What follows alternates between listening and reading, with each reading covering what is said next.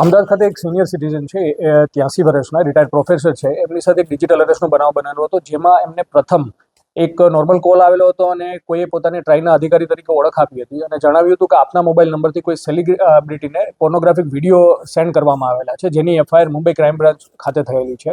એવું કહીને પછી ડરાવીને એ જે સિનિયર સિટીઝન છે એમને વિડીયો કોલ કરવામાં આવ્યો હતો. ત્યાં વિડીયો કોલમાં પોલીસ અધિકારી બનીને, ત્યારબાદ સુપ્રીમ કોર્ટના જસ્ટિસ બનીને અને ઈડીના અધિકારી બનીને અલગ અલગ લોકોએ એક સેટ કરીને વાત કરેલી હતી.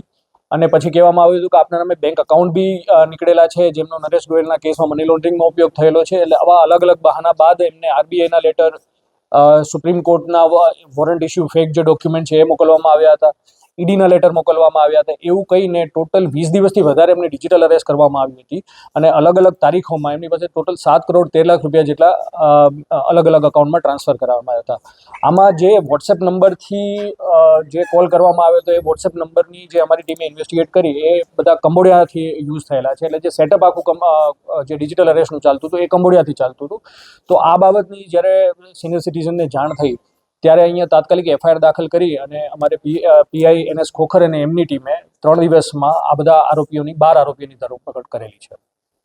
આરોપીઓ કોણ છે, ક્યાંના રહેવાસી છે, રોલ શું છે? જેમ કે આ ટોટલ જે 7 કરોડ 12 લાખથી 13 લાખની જે રકમ છે એ પહેલાં 4 અકાઉન્ટમાં ટ્રાન્સફર કરવામાં આવેલી હતી RTGSના, જેમાંથી 2 અકાઉન્ટ છે એ બિહારના, 1 અકાઉન્ટ દિલ્હીનું અને 1 અકાઉન્ટ આસામનું છે. એ 4 અકાઉન્ટમાંથી આ સમગ્ર રકમ 100થી વધારે અકાઉન્ટોમાં લેયર કરવામાં આવેલી હતી. એ 100થી જે વધારે અકાઉન્ટમાંથી એમાં 6 અકાઉન્ટ અમદાવાદ અને સુરતના હતા, જેની તપાસમાં આ બધા જે આરોપીઓ છે એની ધરપકડ કરવામાં આવેલી છે. તો એમાં 4 આરોપીઓ એવા છે કે જે પોતે 3 આરોપીઓ એવા છે કે જે અકાઉન્ટ હોલ્ડર છે અને બાકીના જે આરોપીઓ છે કે એમની ઉપર જે અકાઉન્ટ લેવાનું કામ કરતા હતા. અને અલ્ટિમેટલી એમાંથી જે 2, એક જનક ભીખાભાઈ ગડાદરા, અનિકેત મહેશભાઈ ઢોલા, આ બંને આરોપીઓ છે ટેલિગ્રામ મારફતે ચાઇનીઝના લોકોના સંપર્કમાં હતા અને આ જે બી ફ્રોડના પૈસા છે અલગ અલગ ડમી એકાઉન્ટમાં મેળવી અને એમને ક્રિપ્ટોકરન્સીમાં 10% કમિશન લેખે કન્વર્ટ કરતા હતા. અન્ય 2 આરોપીઓ છે, એક હિતેન્દ્ર સોલંકી અને એક નયન ગોવિંદભાઈ હિંસુ, જે પોતે ટીચર છે. આ બંને લોકો બી અલગ અલગ 6 મહિનાથી 1 વર્ષ સુધી આવા ડમી એકાઉન્ટો મેળવીને રાજસ્થાનમાં કોઈ એક વ્યક્તિને આપતા હતા અને જ્યાં રાજસ્થાનની જે વ્યક્તિ છે અગેન એ કેશ વિડ્રો કરીને ક્રિપ્ટોકરન્સીમાં કન્વર્ટ કરી રહી છે.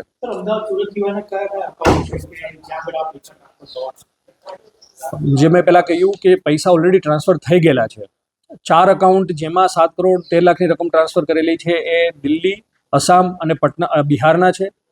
ત્યારબાદ જે 100 અકાઉન્ટમાં લેયર કરવામાં આવ્યા છે એ ભારતભરના 20થી વધારે રાજ્યોના આ બધા અકાઉન્ટો છે, જેની તપાસ હજી બીજા કેટલા અકાઉન્ટ હોલ્ડર છે એની તપાસ અમે કરી રહ્યા છીએ. જે પકડાયેલો આરોપી છે, બધી એક આરોપી પાસેથી 1,70,000ની રકમ અમને રિકવર કરેલી છે, જે કેશ વિડ્રો કરતા હતા અને એના ક્રિપ્ટોકરન્સી વોલેટને એમની અમે ઇન્વેસ્ટિગેશન હાલ કરી રહ્યા છીએ.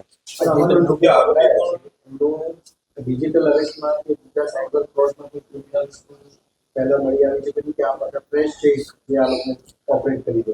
આમાં એક આરોપી છે કે અનિલ મોરડિયા, એમની ક્રિમિનલ હિસ્ટ્રી છે, બટ જે કેસીસ છે સાયબર ક્રાઇમને રિલેટેડ નથી. આ ઉપરાંત જેટલા બી આરોપીઓ છે હજુ સુધીમાં ધ્યાનમાં આવેલું છે કે એમના આ પહેલાં અરેસ્ટ નથી થયેલા. બટ જે મેં પહેલાં બી કહ્યું કે આ બધા આરોપીઓ 6 મહિનાથી લઈને કોઈ આરોપીઓ 1.5 વર્ષથી આવા ચાઇનીઝ ગ્રુપો સાથે કોન્ટેક્ટમાં હતા અને જનરલી આ પોતાની આઈડેન્ટિટી માસ્ક કરવા માટે પોતાના અકાઉન્ટમાં લોકો પૈસા નથી રખાવતા. જે બીજા લોકો હોય છે એમને લાલચ આપી અથવા તો જે અકાઉન્ટ આપવાવાળા છે એ પોતે બી લાલચમાં આવીને આવા અકાઉન્ટો એમને આપે છે.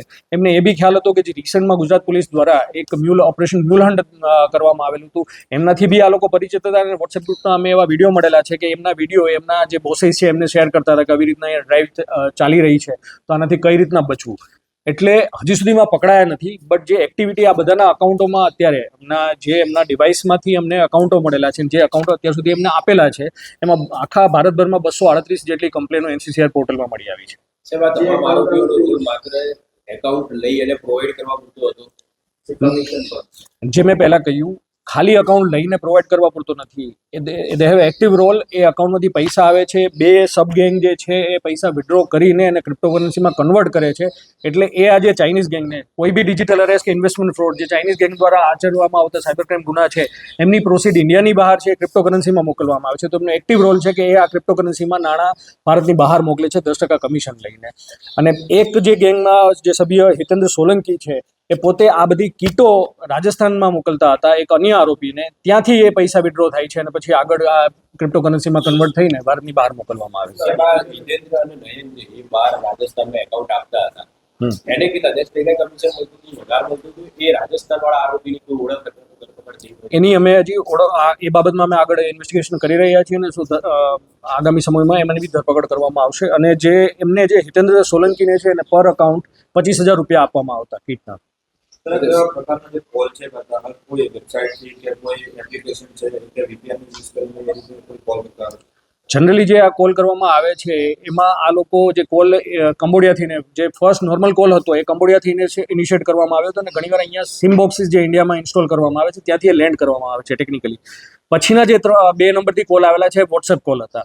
એટલે એ વોટ્સએપના જે નંબર છે એ સંભાવ એ લોકો ઇન્ડિયામાંથી એનો OTP મેળવીને અથવા તો સિમ કાર્ડ મેળવીને એ વોટ્સએપ અત્યારે યુઝ કરી રહ્યા છે કંબોડિયામાં. હમણાં બી જે રિસન્ટ જે ગવર્મેન્ટે નોટિફિકેશન બહાર પાડ્યા છે કે વોટ્સએપમાં બી હવે સિમ બાઇન્ડિંગ કમ્પલસરી છે. એટલે ફ્યુચરમાં આવા બધા જે કોલ છે એના માટે ખાલી OTP મેળવીને બહારથી આવા મોબાઈલ નંબર યુઝ કરવા એમના માટે પોસિબલ નહીં રહે આગામી સમયમાં. એટલે જે કોલ થઈ રહ્યા છે યા તો વોટ્સએપથી કરવામાં આવે છે યા તો સિમ બોક્સથી નોર્મલ કોલ કરવામાં આવી રહ્યા છે. સાહેબ, આજે જનક છે, જનક અને અન્ય આરોપી છે, અને એ બંને જે ચાઇનીઝ ગેંગ સાથે સંપર્કમાં હતા, તો કેવી રીતે સંપર્કમાં આવ્યા હતા અને કોઈ મુલાકાત થઈ હતી કે કેમ? ચાઇનીઝ ગેંગ જે છે એમના ઘણા બધા આવા એજન્ટો જે એક્ટિવ છે એ ટેલિગ્રામ ગ્રુપ ચલાવતા હોય છે, જેમાં USDT ટુ INR ઇન્ડિયા યા INR ટુ USDT કન્વર્ટ કરવાના ગ્રુપો ચલાવતા હોય છે, જેમાંથી આવા ઇન્ડિયામાં જે બેઠેલા લાલચુ લોકોની આ લોકો તલાશ કરે છે અને એમને 10% કમિશન આપીને એમની પાસેથી આવા બધા અકાઉન્ટો મેળવે છે અથવા તો ક્રિપ્ટોકરન્સીની પ્રોસીડ મેળવે છે. આ ઉપરાંત જે એક આરોપી છે હિતેન્દ્ર સોલંકી, એમને રાજસ્થાનના જે વ્યક્તિનો સંપર્ક થયો છે ઇન્સ્ટાગ્રામની એક એડ થ્રુ થયો છે, જેમાં એક એડ મૂકવામાં આવેલી હતી કે આવી રીતના સેવિંગ અકાઉન્ટ અમને આપો અથવા તો કરંટ અકાઉન્ટ આપો અને ઘર બેઠા પૈસા કમાવો. એવી એડ જોઈને એને લાલચમાં આવીને પછી પોતાનું અને પોતાના પરિવારના અને અન્ય લોકોના 8થી વધારે અકાઉન્ટ હિતેશ સોલંકીએ આપ્યા છે છેલ્લા 4 મહિનામાં. આ ઉપરાંત જે અન્ય આરોપીઓ છે જેમ કે જનક ભીખાભાઈ ગોડાદરા, એને છેલ્લા 1.5 વર્ષમાં 40થી વધારે અકાઉન્ટો આવી રીતના યુઝ કરેલા છે, ડમી અકાઉન્ટ, જે ક્રાઇમની પ્રોસીડ રિસીવ કરવામાં આવી છે.